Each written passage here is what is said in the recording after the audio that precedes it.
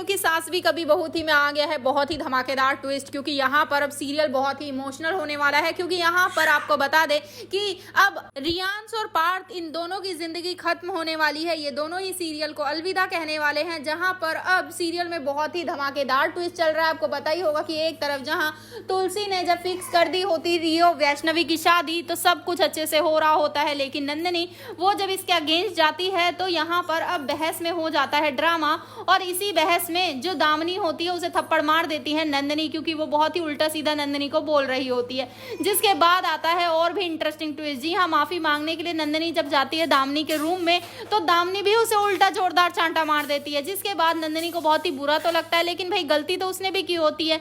जी हाँ, इसके बाद अब यहाँ पर वो कहती है तुलसी से कि आपने वहाँ एक बार भी कुछ नहीं बोला ना, दामिनी ने मुझे थप्पड़ मारा।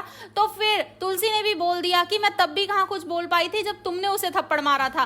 तो इसके बाद तुलसी वहां से चली जाती है, सब चले जाते हैं। वेल इसी के बाद यहाँ पर अब इंगेजमेंट होती दिखाई जाती है। जी हाँ, यहाँ पर हो रही है अब वैष्णवी और रियो की इंगेजमेंट, जिसमें सब लोग बहुत ही ज्यादा खुश नजर आ रहे हैं सिवाय पार्थ के। पार्थ बहुत परेशान है, जिसको संभालती हुई नजर आ रही है नंदिनी। और यहीं पर आप देखेंगे कि एक तरफ जहां जो पार्थ है वो बहुत ही ज्यादा परेशान होता है, उसे कुछ भी समझ नहीं आ रहा होता है कि आखिर वो करे क्या। जी हाँ, अभी तक उसने रिंग नहीं उतारी है जो वैष्णवी ने उसे पहनाई थी, लेकिन यहाँ पर अब जैसे ही वो उस रिंग को निकालने की कोशिश कर रहा होता है ये सब देख लेती है अब वहां पर अब छुपके से वैष्णवी और कहती है कि तुम्हें अब भी फर्क पड़ता है ना, तुम्हें फर्क पड़ रहा है ना कि मेरी इंगेजमेंट हो रही है। जिसके बाद पार्थ कहता है मुझे कोई फर्क नहीं पड़ता है, ये एक चीज है जिसे मैं निकाल कर अभी के अभी फेंक दूंगा। जिसके बाद यहाँ पर अब वहां से दोनों जब चले जाते हैं तो दोनों ही काफी इमोशनल नजर आते हैं। लेकिन तुलसी कहती है कि वैष्णवी तुमसे एक बात कहना चाहती हूँ, अगर अब भी तुम्हें पार्थ को देखकर कोई फर्क पड़ता है ना